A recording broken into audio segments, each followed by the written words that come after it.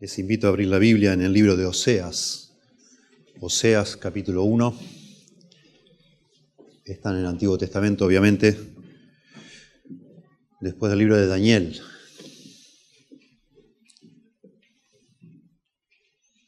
Oseas capítulo 1.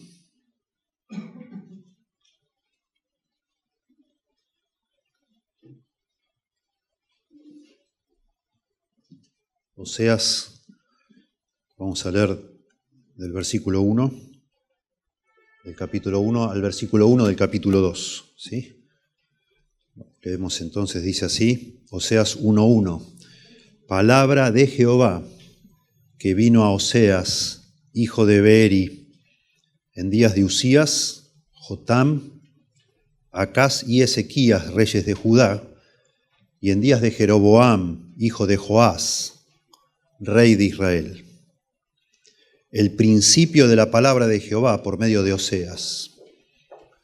Dijo Jehová a Oseas: ve, tómate una mujer fornicaria e hijos de fornicación, porque la tierra fornica apartándose de Jehová. Fue pues y tomó a Gomer, hija de Diblaim, la cual concibió y le dio a luz un hijo.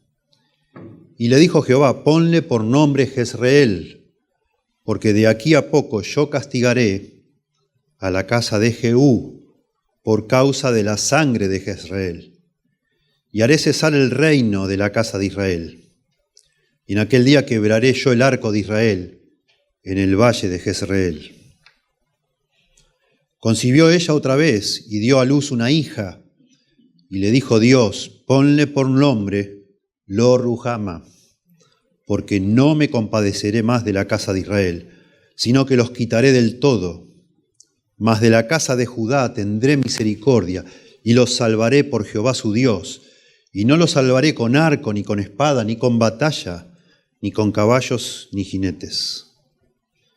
Después de haber destetado a Lo-Ruhama, concibió y dio a luz un hijo, y dijo Dios: ponle por nombre Lo-Ami, porque vosotros no sois mi pueblo, ni yo seré vuestro Dios.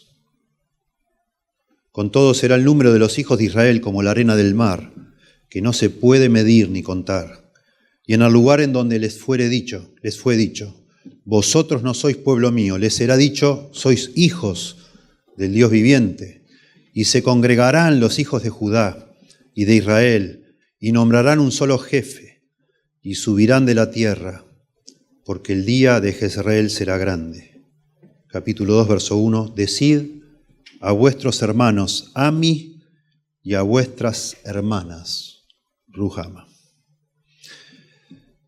Es un hermoso desafío predicar un libro como este, o libros así del Antiguo Testamento, tan lejanos en el tiempo a nosotros, con un contexto tan distinto, con palabras tan extrañas, con información un poco para nosotros misteriosa, confusa.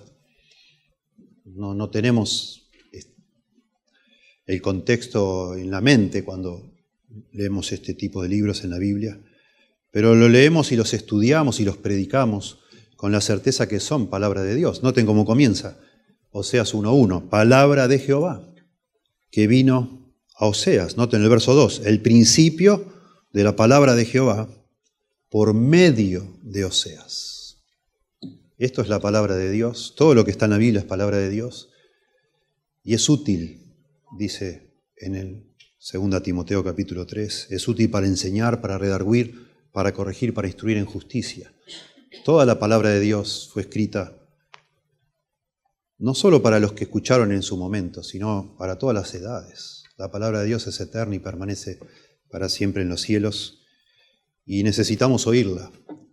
Claro que sí. Necesitamos, por supuesto, entender lo que significó en su contexto para después entonces poder hacer un puente para nosotros hoy, porque tiene algo para decirnos hoy. Claro que sí. Yo he decidido predicar de estos libros, llamados el libro de los 12 o los profetas menores, como expliqué la semana pasada, porque yo veo una conexión demasiado estrecha entre lo que sucedía culturalmente, políticamente, históricamente en aquel día y lo que está sucediendo hoy. Vivimos en tiempos de apostasía, como ya hemos dicho, y el mensaje de estos profetas, ahora veremos Oseas, algún día los demás, tiene mucho que ver con nosotros, mucho que ver. Son un llamado conmovedor. Justamente por ser profetas, un profeta lo que hacía era hablar al pueblo de parte de Dios, pero lo hacía de una manera muy persuasiva, derramando su corazón en lo que decía, tratando justamente de despertar una generación apática, indiferente, fría, tibia, en muchos sentidos ya descreída, desilusionada con Dios, como es nuestra generación. Claro que sí. Y bueno, vamos a hacer, yo de mi parte, el esfuerzo, que es doble quizás, o es más difícil para uno poder traer todos este mensaje al día de hoy, pero también de ustedes. Claro que es un esfuerzo. Lo hacemos en fe, creyendo que Dios nos va a hablar y que en la medida que podamos entender con más precisión y claridad lo que significó esto a la audiencia original, va a ser más claro y pertinente y poderoso en la aplicación a nuestra vida, porque necesitamos escuchar todas las Escrituras, no solo una parte de ellas, ¿sí? Esto fue escrito, se nos dice enseguida, en la primera línea, que es como la superinscripción, digamos, para ponernos en el contexto, se nos dice que fue escrito por un hombre llamado Oseas.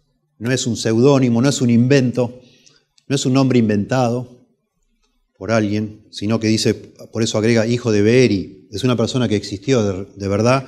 Nosotros no sabemos ni quién fue Oseas, ni quién fue Beeri, no se nos dice nada, pero la gente que leyó esto por primera vez dijo, sí, es el hijo de Beeri, claro. Ya sabemos quién es. Y también se lo pone en un marco histórico. Así es la palabra de Dios, asombroso. Son palabras eternas que fueron escritas para cada generación, trascienden las culturas, las épocas, pero inicialmente tuvieron un contexto histórico, una fecha, un lugar, una situación particular en la que se inspiró esto. Y entonces se nos dice que se nos mencionan 4 reyes de Judá y un solo rey de Israel, que es el reino del norte. Cuando en realidad Oseas predicó a los del reino del norte, no a los del sur, pero menciona a 4 reyes del sur. También para ubicarnos. Gracias a que están mencionados los 4 reyes del sur, que acá dice Usías, Jotam, Acaz y Ezequías, podemos imaginarnos qué tan largo fue el ministerio de Oseas. Por lo menos 40 años. Por lo menos 40 años. Porque él menciona solamente Jeroboam en el sur, que es en el norte, a quien él se dirige. Pero sí sabemos también que probablemente predicó en los 2 últimos años del reinado de Jeroboam, no más que eso, y después los que siguieron. No menciona a los demás reyes. Es que en el norte todo era un lío. En el sur, en el reino de Judá, todos los reyes fueron descendientes de David, de la dinastía de David, todos. Pero en el norte no fue así. Empezaron justamente a partir de acá, de la muerte de Jeroboam, empiezan a sucederse reyes de manera demasiado rápida, con mucha inestabilidad, porque se empiezan a asesinar unos a otros. Tremendo.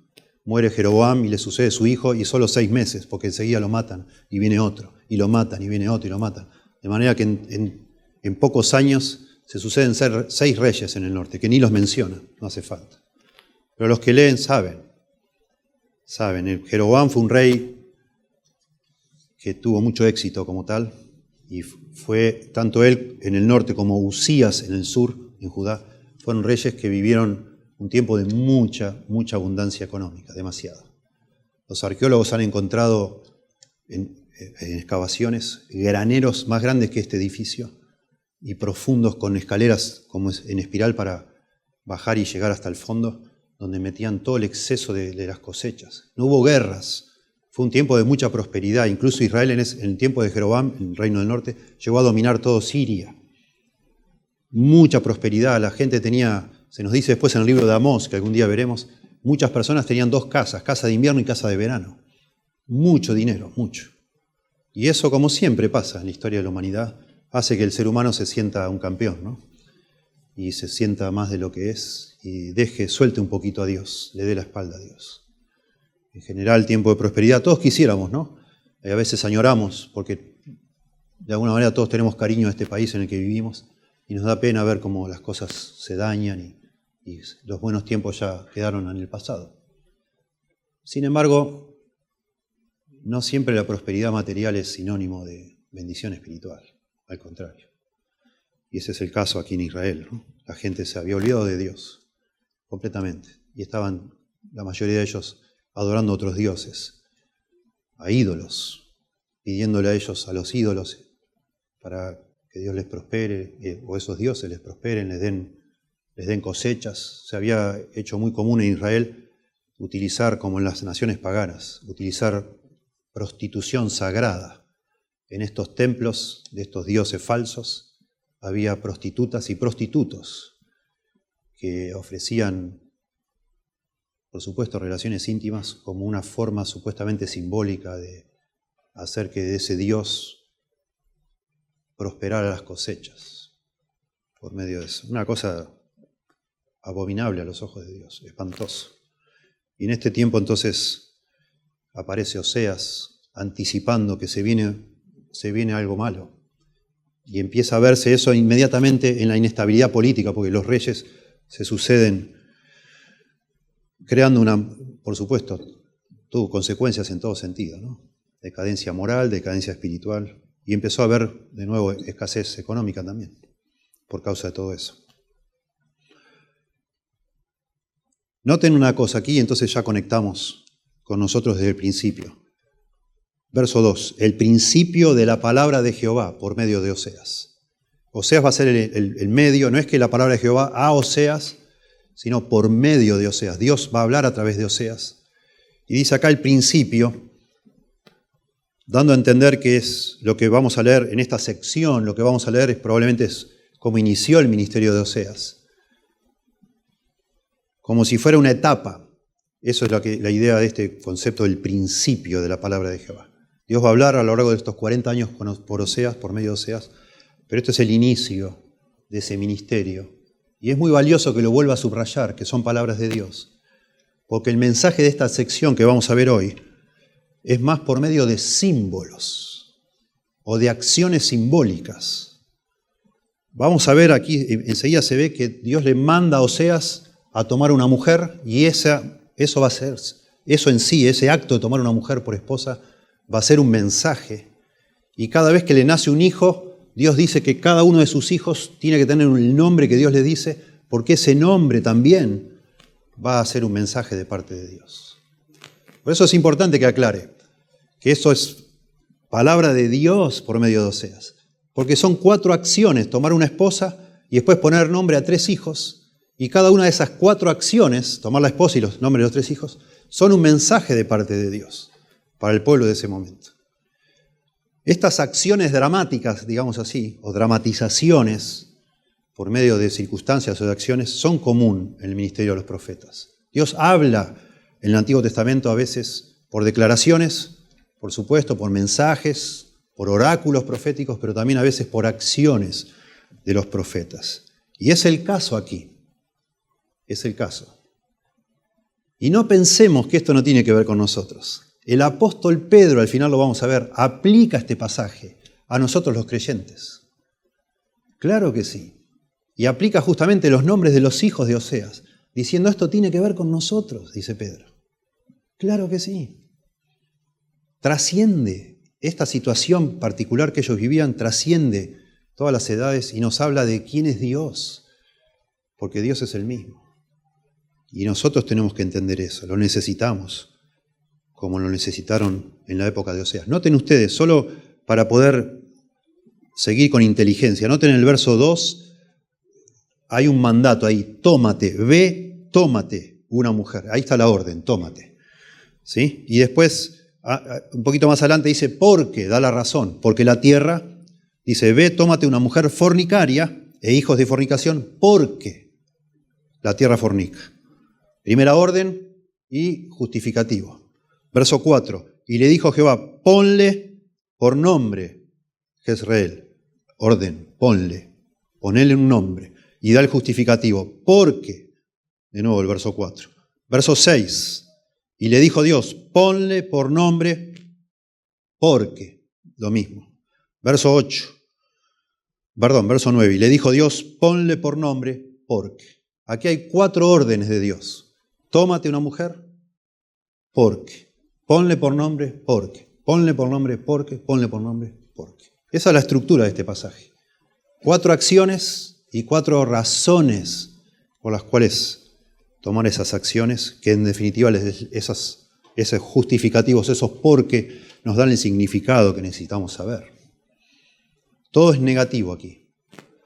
Todo es un mensaje de condenación para el pueblo de Dios. Pero después, versos 10 hasta el 2:1, es una promesa de futura bendición y restauración. Entonces veamos de estas 4 acciones, que es el gran mensaje, y estas 4 justificativos, podemos ver en común las 4 acciones y la interpretación de esas acciones. Todo tiene en común que la relación de Dios con este pueblo está rota, se ha dañado, se ha afectado y a un punto de no retorno. Ese es el gran mensaje y lo que tienen en común estas 4 acciones. Dios en el pasado inició una relación con el pueblo de Israel, los llamó, los buscó, los rescató, los sacó de Egipto, hizo un pacto con ellos para que ellos sean su pueblo, pero esta nación le ha dado la espalda a Dios, sistemáticamente. Se ha cansado de Dios y ahora Dios les va a decir, bueno ya, nuestra relación se acabó, hasta acá llegamos, no más, no más.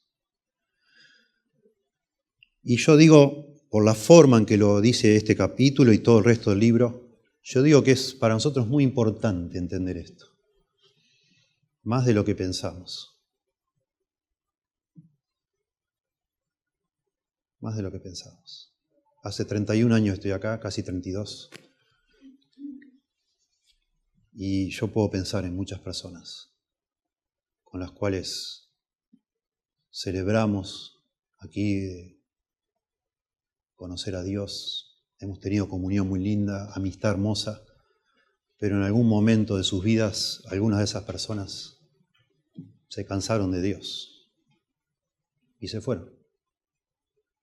Pero no se fueron de acá a otra iglesia para seguir buscando a Dios. Se fueron, se olvidaron de Dios, en el mejor de los casos, por decir mejor.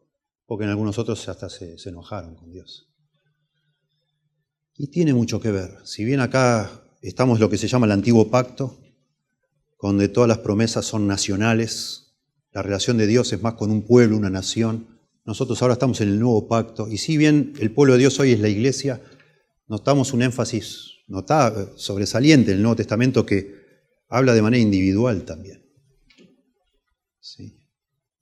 Pero necesitamos, sabiendo que esto es la palabra de Dios, necesitamos poder conectar que hay cosas muy similares, que no todo Israel era el verdadero Israel, dice Dios. No todos los que eran parte de ese pueblo agradaban a Dios.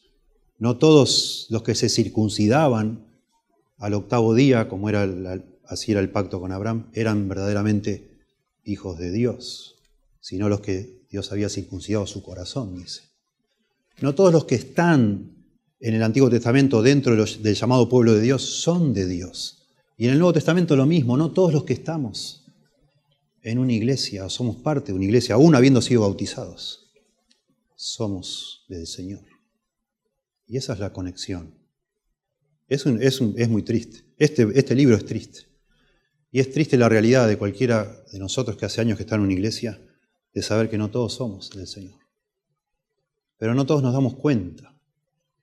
Se necesita tiempo para que se revele qué es lo que es cada uno de nosotros.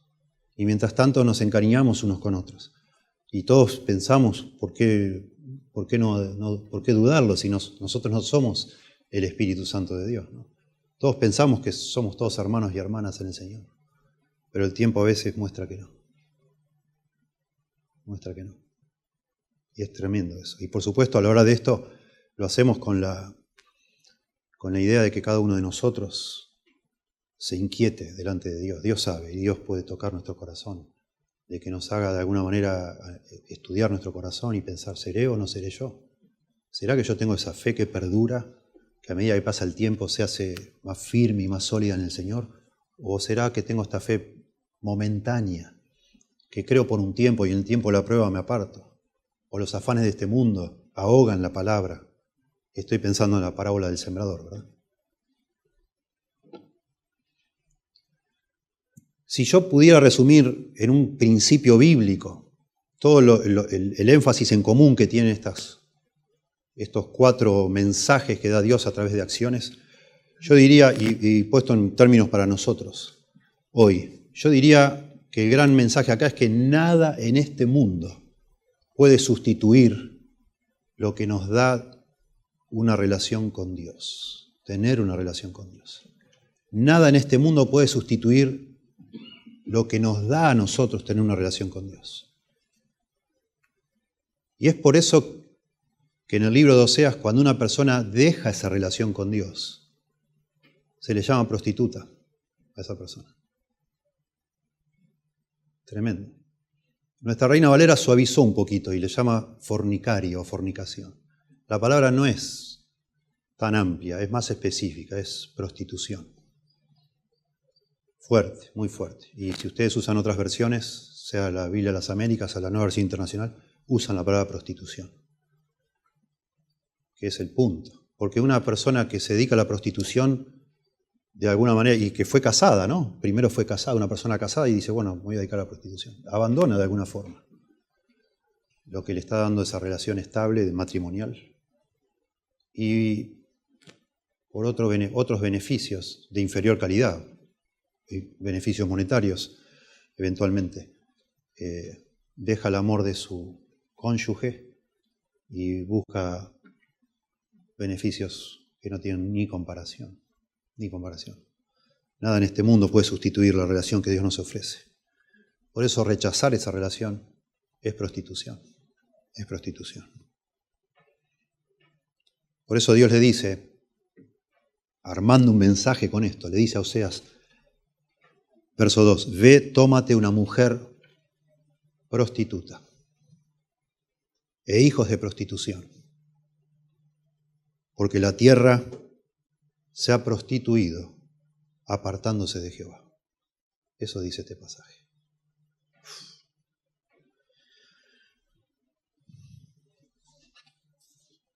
Y yo pongo a este primer mensaje también un título pensando en nosotros. Dios no nos necesita. Nosotros necesitamos a Dios. Dios no nos necesita. Dios comienza el libro de Oseas, Dios le manda a hacer estas cosas a Oseas para que esto después termine siendo un mensaje vivo de lo que significa la relación de Dios con nosotros y de nosotros con Dios. Por eso le dice, tomate una mujer prostituta, con espíritu de prostitución, con un corazón fornicario. Porque eso es en definitiva lo que yo hice cuando tomé a este pueblo de Israel.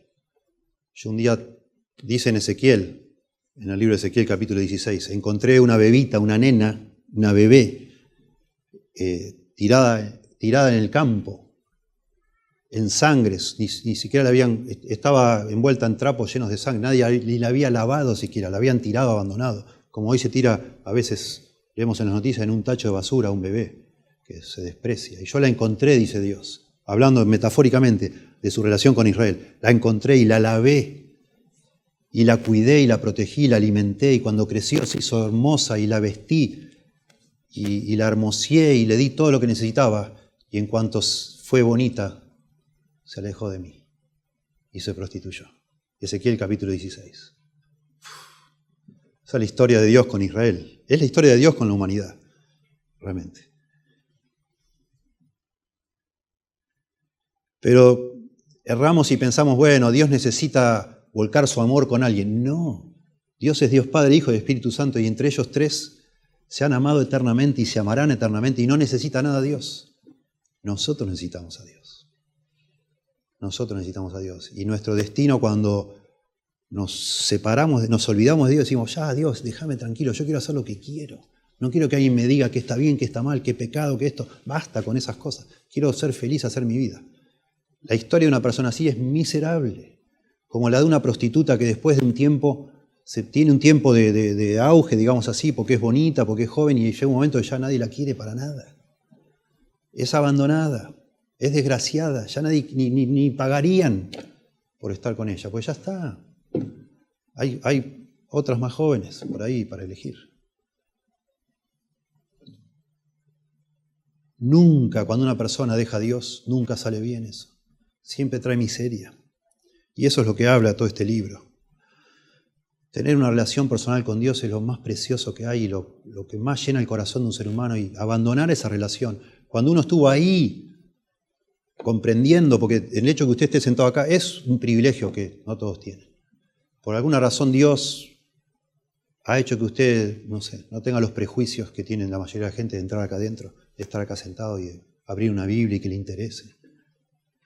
Pero algunos quedan ahí a mitad de camino y después de haber gustado algo, dicen, bueno, ya, basta con esto. Qué tremendo. Es un concepto que nos explota la cabeza cuando leemos en la Biblia que Dios nos hizo a su imagen y semejanza. Porque de esa manera nosotros podemos tener relación con Dios. Podemos amar a Dios, entender a Dios, obedecer a Dios, cosa que otras criaturas que Dios creó no pueden, porque Dios no quiso. A nosotros especialmente, a diferencia del resto de su creación, nos hizo con la capacidad de relacionarnos con Él. Y leemos en la Biblia, enseguida leemos que Dios no solo nos hizo con la capacidad de relacionarnos con Él, sino que Dios busca esa relación. Dios toma la iniciativa. Y ya vemos nomás al principio que Dios se paseaba todos los días por el huerto con Adán y Eva. Y vemos que la humanidad peca. Y Dios le va a destruir, pero que Dios salva a Noé y a su esposa y a sus hijos para, a través de ellos, buscar esa relación y tenerla. Y así vemos a lo largo de todas las etapas que se van desarrollando en el Antiguo Testamento. Y entonces nosotros ahora, después de miles de años, por medio de la Biblia nos damos cuenta que no venimos del mono, de la nada, de una explosión, ni nada, sino que nos creó un Dios personal, inteligente y personal, y nos hizo de maneras inteligentes y personales a nosotros también, para poder relacionarnos con Él. Y vemos que por medio de Jesucristo Dios vino a saldar o a resolver lo que nos separaba de ese Dios santo y justo. Por medio de la muerte de Cristo nosotros podemos tener una relación con Dios que nos satisface el alma, que es en definitiva la sed de nuestro corazón. Nada tiene sentido en este mundo si vos estás lejos de Dios, de tu Creador. Y entonces entendemos eso y se nos explota la cabeza, decimos, wow, no puedo creer, Jesús murió por mí. No, wow, no, en serio, para poder tener una relación conmigo, Dios que es tan inmenso, ¿qué se va a preocupar de mí? Soy una hormiguita, soy nada. Sí, y lo lees en la Biblia así, sí se interesa, wow.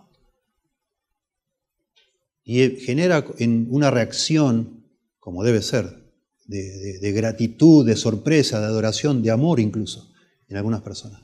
Pero notablemente en algunas personas eso dura un tiempito nada más. Y después se encuentran cosas más interesantes en que ocuparse y se alejan de Dios. Es tremendo. Como que se cansan de Dios, como si Dios nos necesitara a nosotros, y cuando es al revés.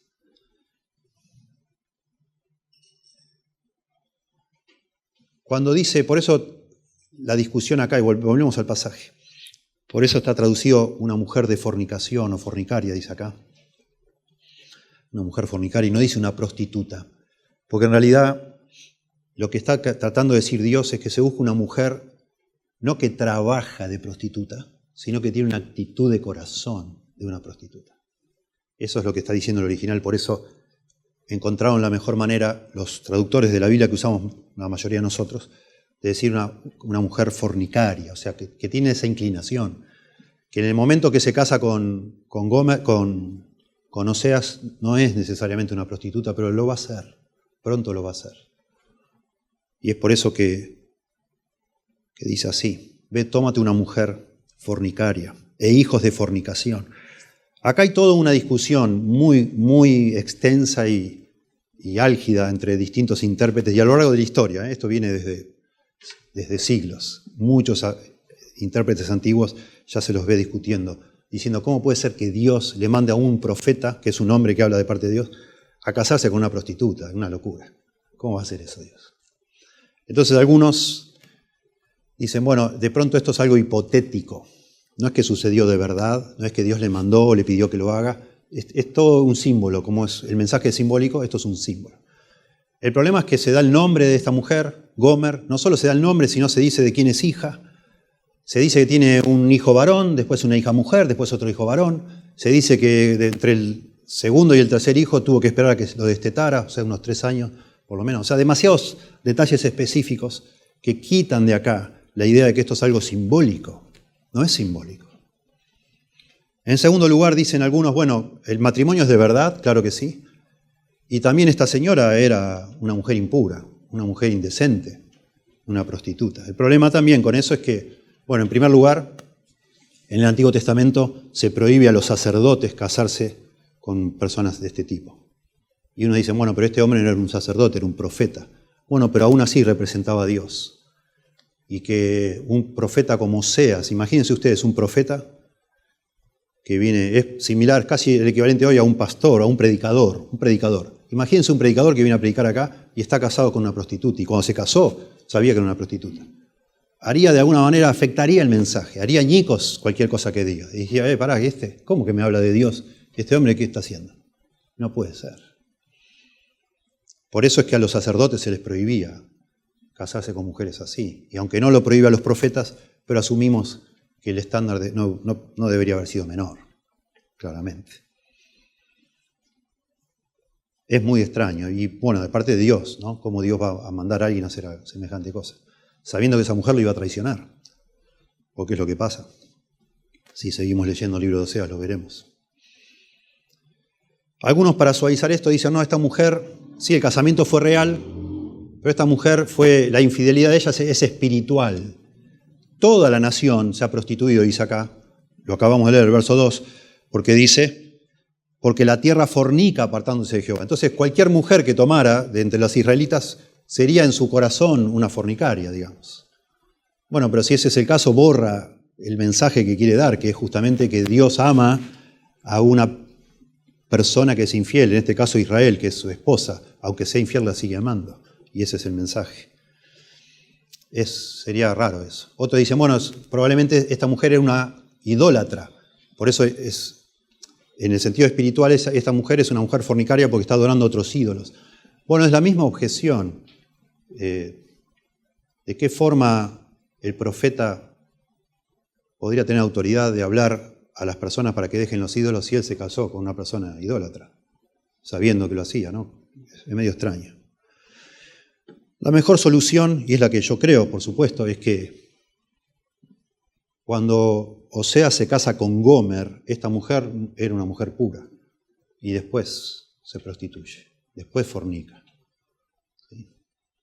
Pero claro, cuando Oseas se sienta a escribir el libro de Oseas, así fue el caso de casi todos los profetas. Todos profetizaron y en algún momento de sus vidas se sentaron y escribieron, también guiados por Dios, de todo lo que habían hecho o dicho.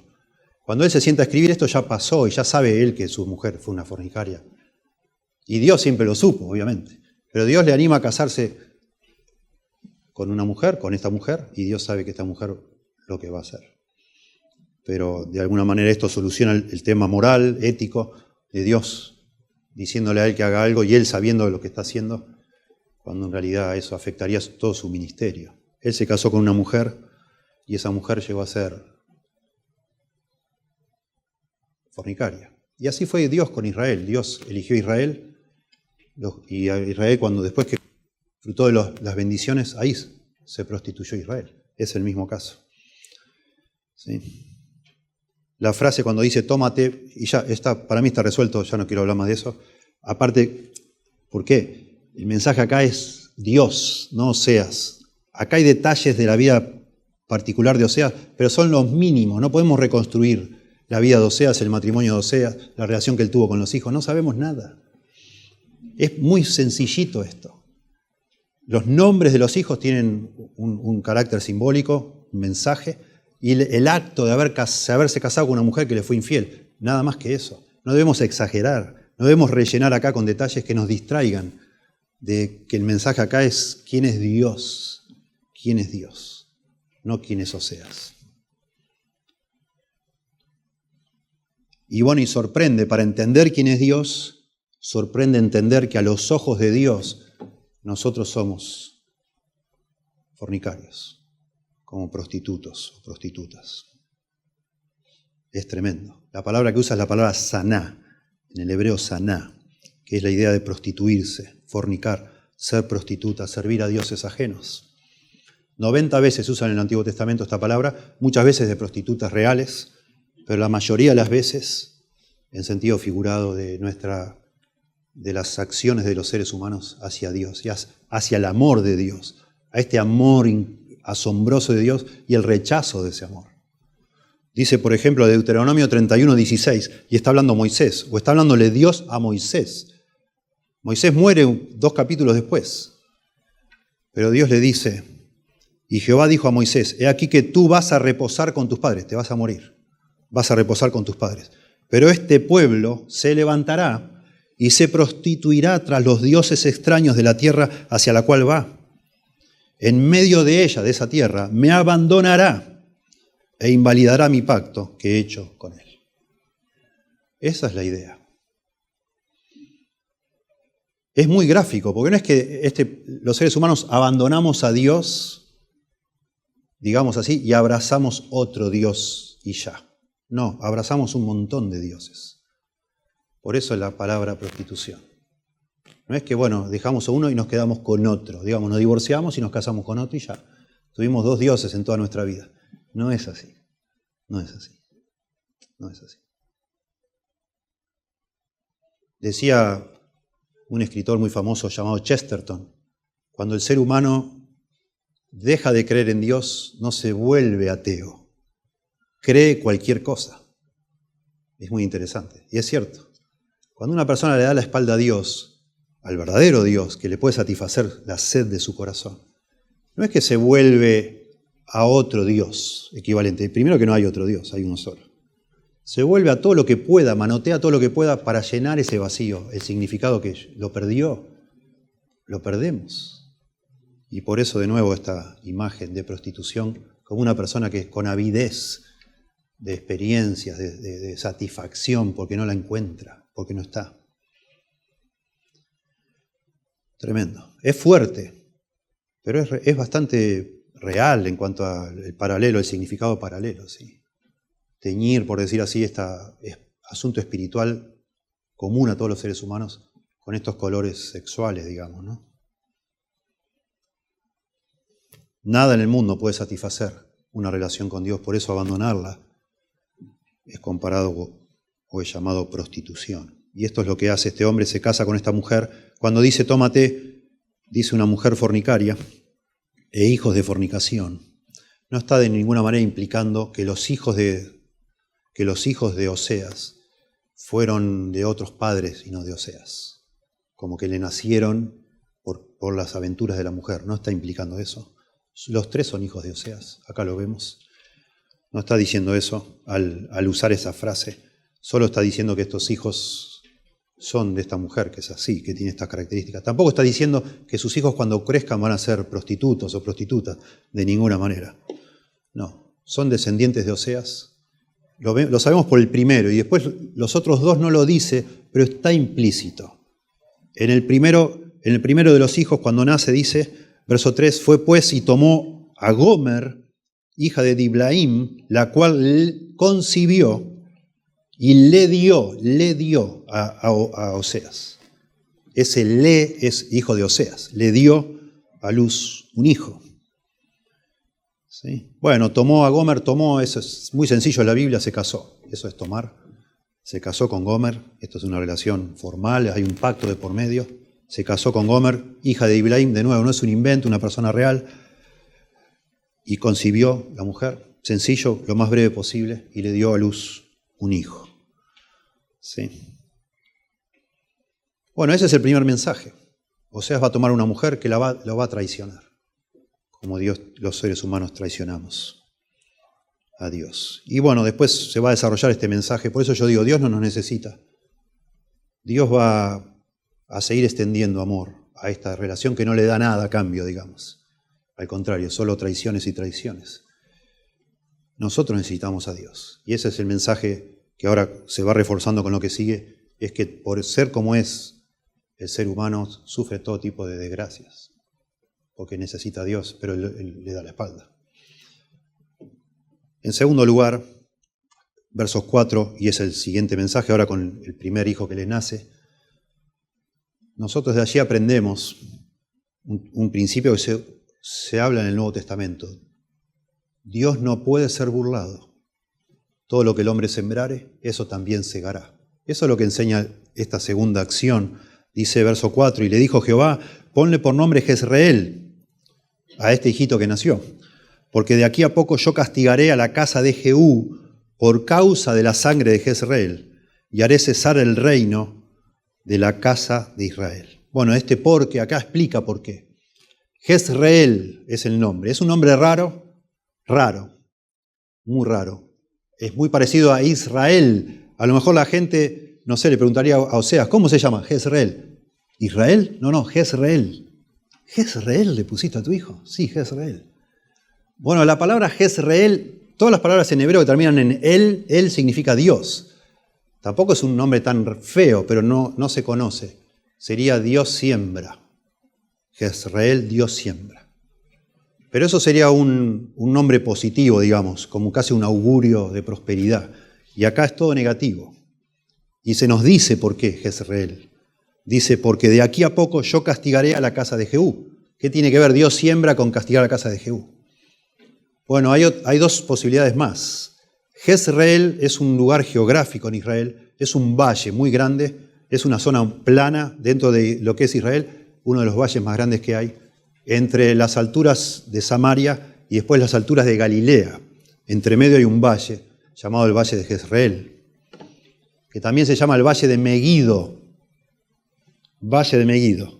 que transliterado al griego le llaman Armagedón, que es donde va a ser la batalla final, según el libro de Apocalipsis.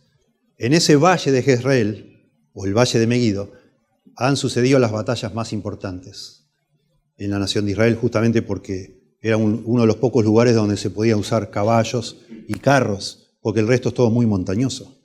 De manera que allí, por ejemplo, Gedeón destruye a los medianitas. Ahí hay muchas batallas a lo largo de la historia de Israel. ¿Sí? Entonces podría ser una mención al Valle de Jezreel.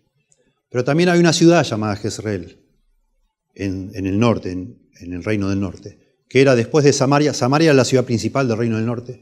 Jezreel era la segunda ciudad importante. Era una ciudad donde vivían la realeza, sobre todo los de la dinastía de Omri. La dinastía de Omri era toda una serie de reyes que hubo, descendientes de un hombre llamado Omri. Todos vivieron en la ciudad de Jezreel. Hasta que un hombre llamado Jehú, impulsado por un profeta de Dios, fue y destruyó a toda la dinastía de Omri, haciendo una matanza, un derramamiento de sangre brutal. Y entonces empezó la dinastía de Jehú, del cual el anteúltimo rey es Jeroboam, que leímos acá. Y va a ser, el hijo de él va a durar 6 meses más y lo van a matar. Y eso es lo que está diciendo acá. Le vas a poner a tu hijo Jezreel. Noten por qué dice, porque de aquí a poco yo castigaré a la casa de Jehú. Jehú fue el que hizo la matanza en la ciudad de Jezreel, a causa de la sangre de Jezreel. Eso es lo que está diciendo. En esa ciudad este hombre Jehú mató al rey para quedarse él como rey y después todos sus hijos. Y haré cesar el reino de la casa de Israel. La palabra reino puede ser la dinastía o el reino en general. Bueno, la dinastía en 6 meses más después de Jeroboam, 2 años después de esto, pasa lo que está diciendo acá. Cesa la dinastía de Jehú. Pero unos años después, 30 años después, cesa el reinado en Israel completamente. Que es un castigo de parte de Dios, claro que sí. Bueno, un contexto histórico acá. Yo estoy diciendo acá, noten, lo que está diciendo Dios, Jehú llegó a ser rey haciendo una matanza de la dinastía anterior. Bueno, yo voy a hacer lo mismo. Lo voy a quitar a él por medio de una matanza. Y lo que es triste sabiendo la historia es que después todos los reyes que siguen así son. Son matanza. Se empiezan a matar y a traicionar. Así como la historia de Roma, es muy parecido. Pero nunca había sucedido así en Israel o en el pueblo de Dios. Empieza a pasar lo mismo que en el mundo secular. Traiciones, envenenamientos, matanzas, etc. Y está diciendo Dios, bueno, todo lo que el hombre sembrare, eso también segará. ¿Ustedes creen que me pueden dar la espalda, que pueden vivir de acuerdo a sus patrones, a sus estándares, olvidándose de Dios, haciendo injusticia y que nada pase? No. Ya.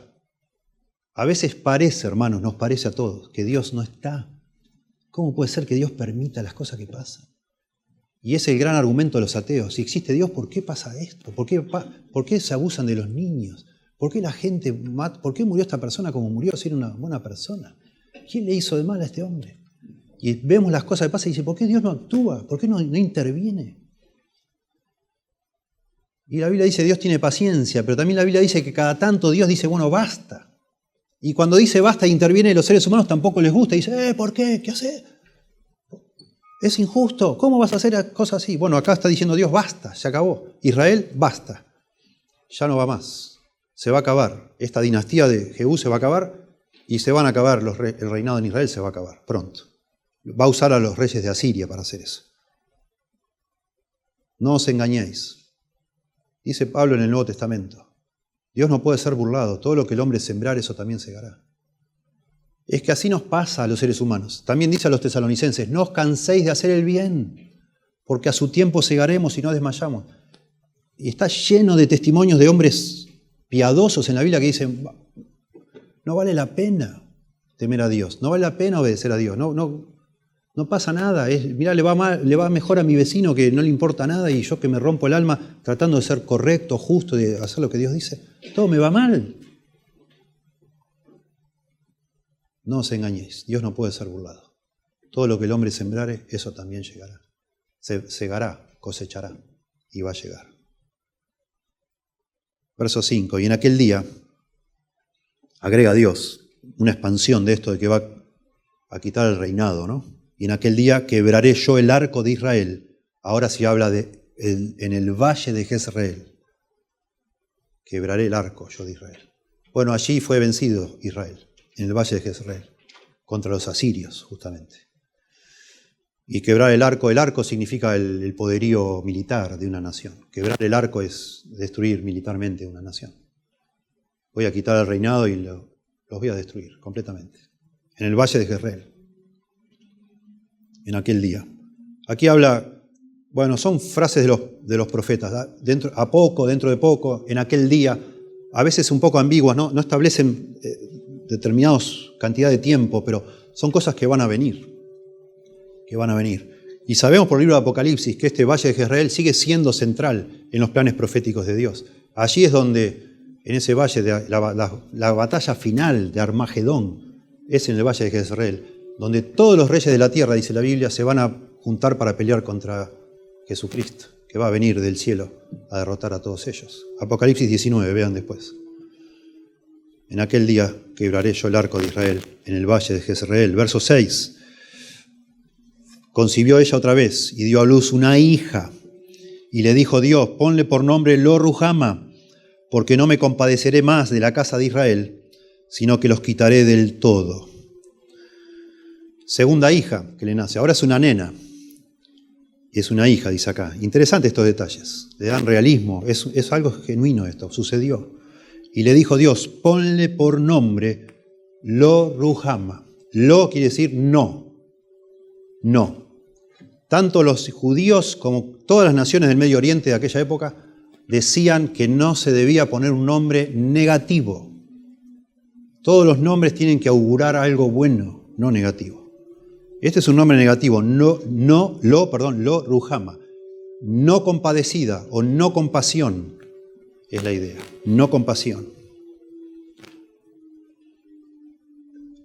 La gran enseñanza de este pasaje es que Dios no extiende su misericordia para siempre. No extiende su misericordia para siempre. Por eso se dice varias veces, si oyereis hoy su voz, no endurezcáis vuestro corazón. No es que la gente piensa, bueno, Dios es misericordioso, siempre está listo para perdonar. Yo me voy a arrepentir el último minuto antes de morir y listo. Y uno dice, bueno, a veces me ha pasado a mí hablar con personas. Están escuchando la palabra predicada, escuchan de Jesucristo, del amor, y dicen, qué lindo, me gustaría creer en Dios, pero voy a esperar. Yo quiero abrazar a Jesucristo, pero voy a esperar. Voy a esperar a cuando sea más grande. Ahora quiero disfrutar de la vida. La Biblia advierte, si oyereis hoy su voz, no endurezcáis vuestro corazón.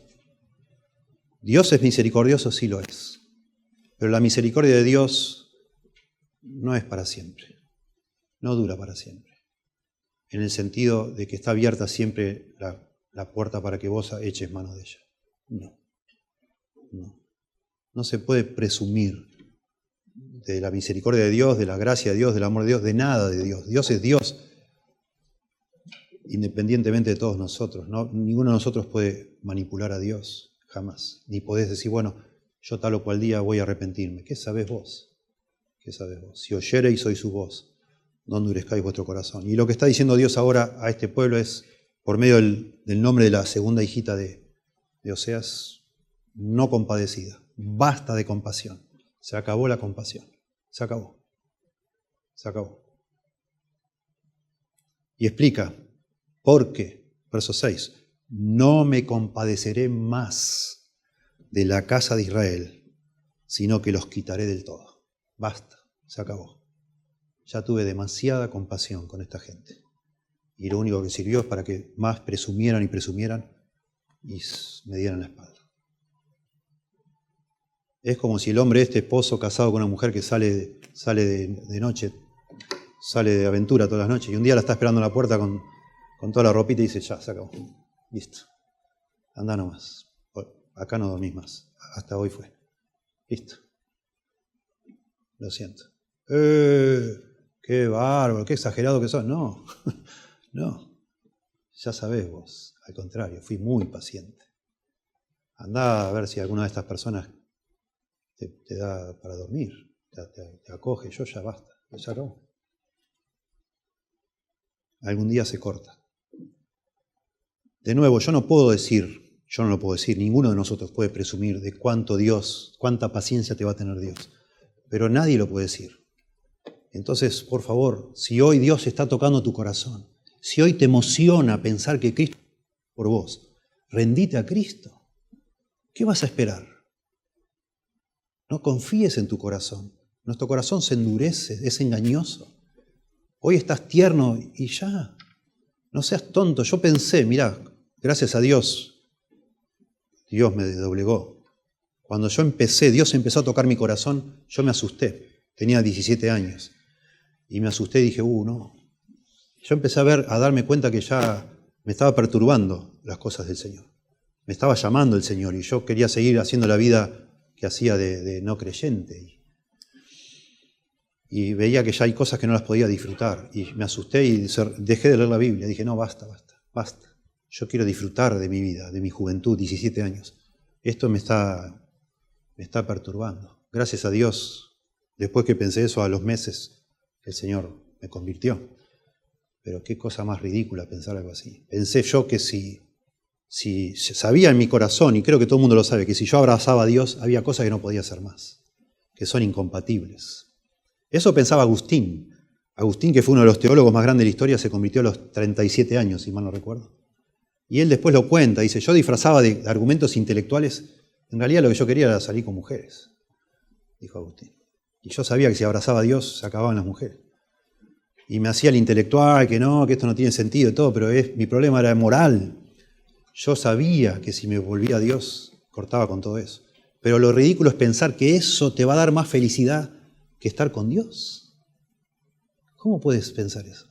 ¿Cómo puede un ser humano pensar que estar lejos de su Creador le va a salir bien, le va a dar felicidad? ¿No?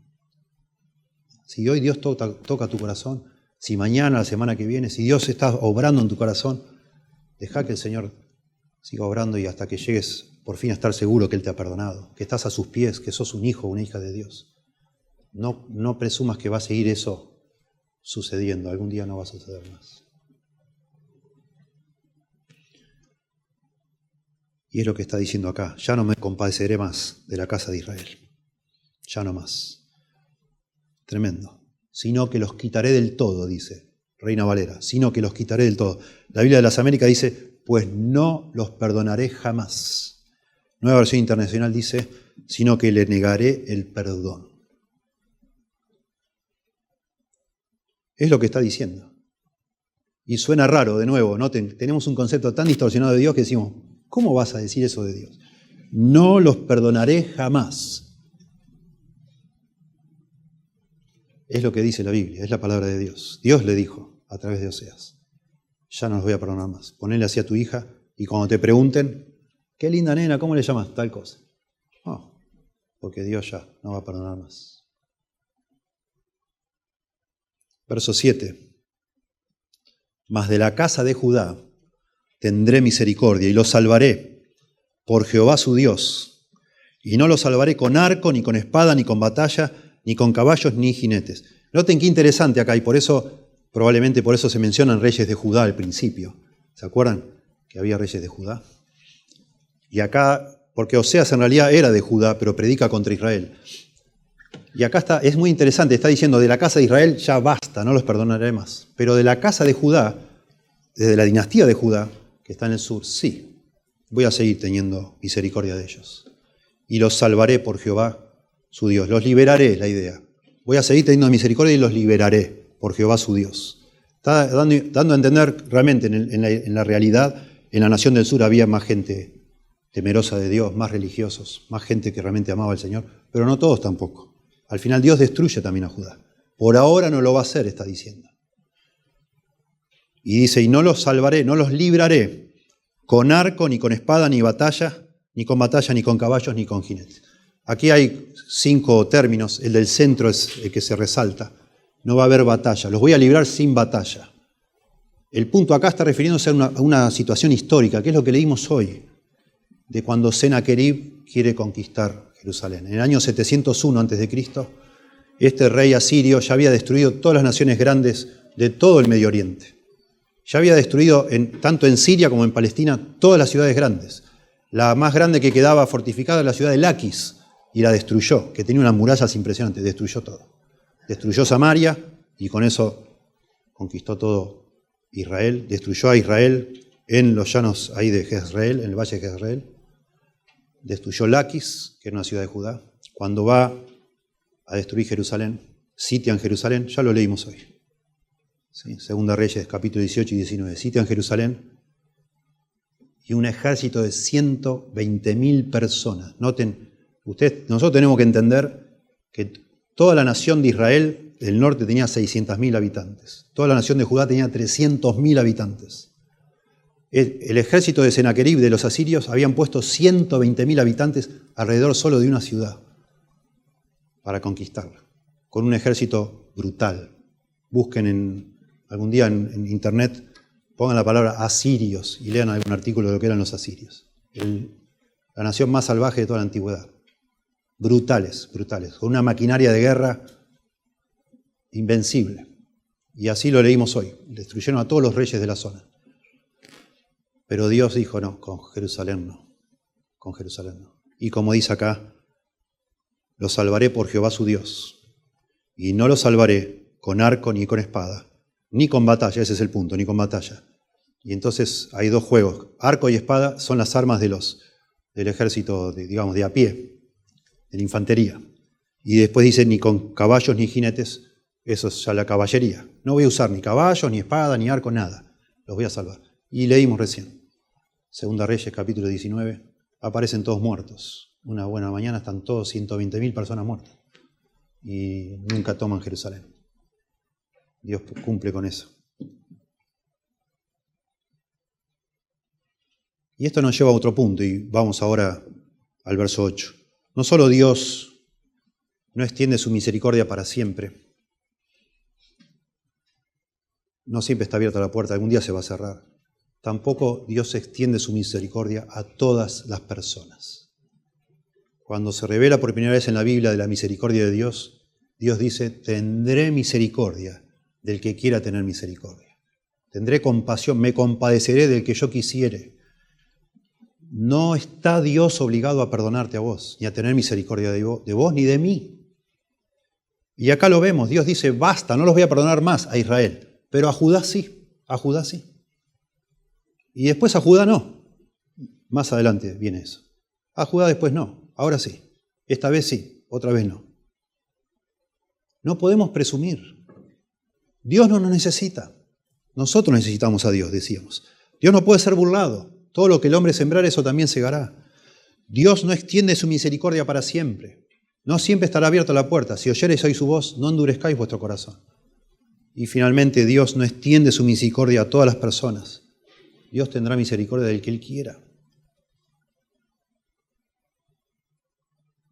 Verso 8. Después de haber destetado a Lo Ruhamá, concibió y dio a luz un hijo. Eso es después de 3 años más. Y más 9 meses. Más o menos 4 años más. Calculan más o menos entre el casamiento y los 3 hijos, por lo menos 5 o 6 años pasaron con todos estos mensajes permanentes, continuos. ¿Sí? Jezreel, no compadecida, y ahora no pueblo mío. Después de haber destetado a Lo Ruhamá, concibió y dio a luz un hijo varón. Y dijo Dios, verso 9, ponle por nombre Lo-Ami, que significa no pueblo mío, porque vosotros no sois mi pueblo, ni yo seré vuestro Dios. Se nos escapa a nosotros el impacto de estas palabras. En este momento lo que Dios está diciendo con Israel, la nación del norte: me divorcio de ustedes. Hasta aquí llegó mi pacto con ustedes, se rompe el pacto. Ustedes lo rompieron, ustedes nunca cumplieron con las condiciones de ese pacto. A partir de ahora yo no voy a ser más el Dios de ustedes.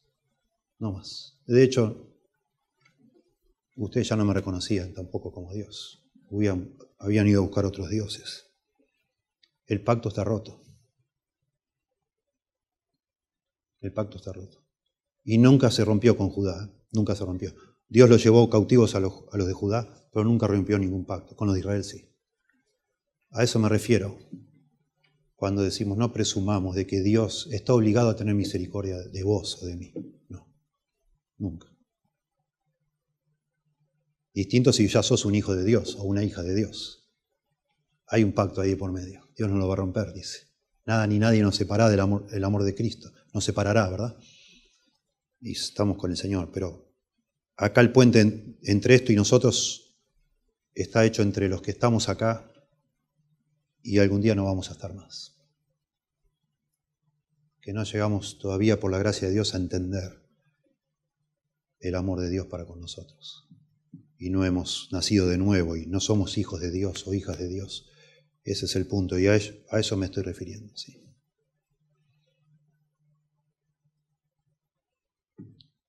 Tremendo que llega a este punto Dios. Muy fuerte, muy fuerte.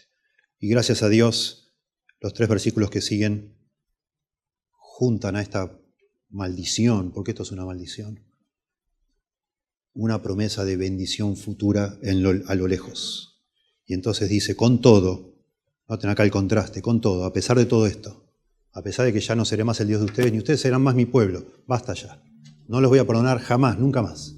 A pesar de todo, será el número de los hijos de Israel como la arena del mar, que no se puede medir ni contar.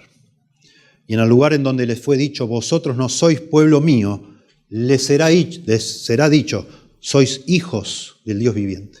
Esto está hablando a largo plazo, algo que todavía no sucedió. Misericordia de Dios. Tremendo Dios, tremendo igual, tremendo. Y acá se refiere sabemos por todos los detalles, se refiere tanto a la nación del norte como a la del sur, ya unificada otra vez. Los hijos de Israel, dice acá, serán como la arena del mar. Está hablando que van a ser innumerables, incontables, y es una referencia a la promesa de Abraham, que Dios le hizo a Abraham, al pacto abrámico, que ese no se rompe. El que rompieron ellos es el pacto que hicieron con Moisés en Sinaí. Dijo, basta, ya basta Dios. Pero está detrás otro pacto mayor, digamos, o anterior, que es el pacto abrámico, y Dios lo va a cumplir. Y entonces algún día va a restaurar a su nación Israel. No solo Judá, sino Israel, de todas las 12 tribus, pero ya van a estar unidas, dice, verso 11. Y se congregarán los hijos de Judá e Israel, se unirán, se juntarán, es la idea. Ya van a estar juntos otra vez, no como 2 naciones. Los hijos de Judá, del sur, y de Israel. Y nombrarán un solo jefe. Noten que no dice rey, interesante. Está hablando un solo líder, un solo jefe. Y subirán de la tierra, porque el día de Jezreel será grande. Tremendo esto. Esto es una promesa futura. Se cumple en el futuro, por supuesto. Y de nuevo habla acá de Jezreel. El valle de Jezreel es como si fuera, no sé, para un francés Waterloo, no sé, para un norteamericano Pearl Harbor, para nosotros, no sé, San Lorenzo, yo no sé. Es como un lugar, ni siquiera San Lorenzo, pero es como que en Israel todas las batallas eran en Jezreel. Y ya está diciendo, algún día, por medio de una batalla final, yo voy a juntar a todo Israel y van a ser más innumerables que la arena del mar y van a tener de nuevo un solo líder, una sola cabeza, un solo jefe. Promesas del futuro. Promesas de futuro. Y entonces, verso 1 del capítulo 2, redondeando esta promesa de bendición, decid a vuestros hermanos, ami. ¿Se acuerdan que era lo ami? Era no pueblo mío. Ami es pueblo mío. Y a vuestras hermanas, el nombre de la nena, Ruhama, compadecido. Antes era lo Ruhama, no compadecida. Algún día en el futuro, está diciendo Dios por medio de Oseas, ahora basta, se acabó. Pero algún día, otras generaciones, en algún momento, las voy a volver a reunir y voy a volver a tener misericordia de ellas. Y van a volver a ser mi pueblo. Ese es nuestro Dios. Ese es nuestro Dios. Así como no podemos presumir de su misericordia en el día de ahora para nosotros, tampoco podemos decir, bueno, ya, querido, ya lo rechazaste tantas veces a Dios, ya está. Dios va a... No sabemos. Dios puede volver a tener misericordia de vos. No lo sabés. Pero gracias a Dios por eso. Y aquí entre nosotros hay personas que en algún momento se alejaron de Dios como si fueran fornicarios y se fueron y hicieron lo que quisieron. Y Dios los llamó de nuevo y tuvo compasión de nuevo y son pueblo de Dios. Y un día fueron no pueblo y hoy son pueblo. Y eso es precioso. Eso es precioso. Nuestro Dios es precioso. No podemos presumir de Dios para abusarnos de su gracia, pero gracias a Dios tampoco podemos decir, bueno, yo ya pequé tanto que Dios, yo ya estoy en la categoría de no pueblo, de no compadecido. Dios no tiene nada no puede hacer más nada conmigo. Nadie, jamás, nunca, ninguno de nosotros puede llegar al punto de decir, Dios ya no me puede perdonar. No, eso es un engaño. Sí, Dios te puede perdonar. Yo no sé qué sentís vos o qué viviste vos o cómo te ves vos delante de Dios, pero Dios todavía puede perdonarte. Todavía está abierta la posibilidad, todavía está abierta la puerta para que Dios salve personas. Gracias a Dios. Cuando huyes de Dios, cuando le das la espalda a Dios, nunca, nunca encontrás satisfacción. Nunca. Cuando vuelves a Dios, cuando regresas a Dios, Dios está con los brazos abiertos, dice el Nuevo Testamento. Todo el que a mí viene, yo no le echo fuera, dice Jesús. Venid a mí todos los que estáis trabajados y cargados, y yo os haré descansar. Hoy estamos en otro pacto, el nuevo pacto, que está representado por Cristo y lo que Él hizo. Y al día de hoy todavía es posible reconciliarnos con Dios y ser parte del pueblo de Dios por medio de los méritos de Cristo, lo que hizo Cristo. Es realmente precioso. Pedro, citando este pasaje, le dice a los creyentes del Nuevo Testamento, que también están dispersos por todas partes, dice, mas vosotros, los creyentes, sois linaje escogido, real sacerdocio, nación santa, pueblo adquirido por Dios, para que anunciéis las virtudes de aquel que os llamó de las tinieblas a su luz admirable. Vosotros que en otro tiempo no erais pueblo, lo a mí, no pueblo mío. Pero ahora sois pueblo de Dios.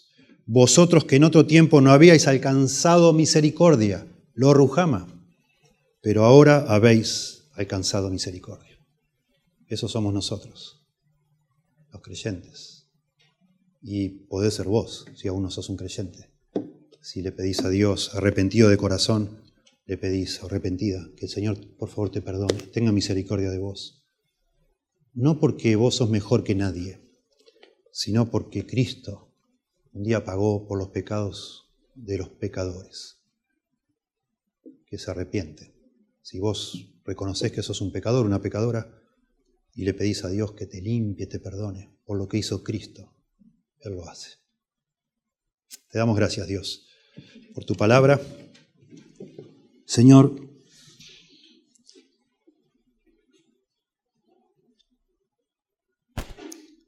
confiamos en que tu palabra tiene el poder para tocar nuestro corazón sin que los que estamos aquí arriba gritemos o exclamemos o lloremos. Pero Señor, dan ganas de llorar, no para producir un efecto en los demás, sino porque es la triste realidad de que No todos los que están acá hoy sentados, un día van a estar en el cielo, Dios. Entre nosotros hay personas que se van a cansar de ti, que se van a alejar de ti buscando lo que el mundo les ofrece y les engaña ofreciendo, el engaño del pecado, de los placeres, de la fama, la fortuna, vaya a saber Dios. Y realmente eso da tristeza. Y ahora, hoy en día, en este momento, hay personas fuera de acá, que un día estuvieron acá y se prostituyeron, Señor. Y están viviendo vidas miserables, porque nunca jamás es posible fuera de ti encontrar esa satisfacción de la sed espiritual que todos tenemos. Y están afuera muchos y engañados por el diablo pensando que ya no hay posibilidad de volver. Algunos ni ganas de volver porque están endurecidos, pero a otros quizás han tenido el pensamiento de algún día regresar, pero les ha engañado el diablo pensando que ya no es posible. Por favor, Señor, ten misericordia de ellos. Toca sus corazones, Señor. Tú eres poderoso. La fe es por el oír y el oír es por la palabra de Dios. Y oramos para que esa palabra que fue sembrada un día, aunque el diablo, dice la parábola, la arrebata como las aves del cielo. Pero Señor, que tú hagas algo. Por favor, Señor, para recordarles lo que han oído, para inquietar sus corazones, aunque sea, Señor, en el lecho de muerte, Señor, que se dobleguen ante ti, Señor. Tú tengas misericordia, por favor, Señor, para creer en ti, para arrepentirse, Señor, por favor.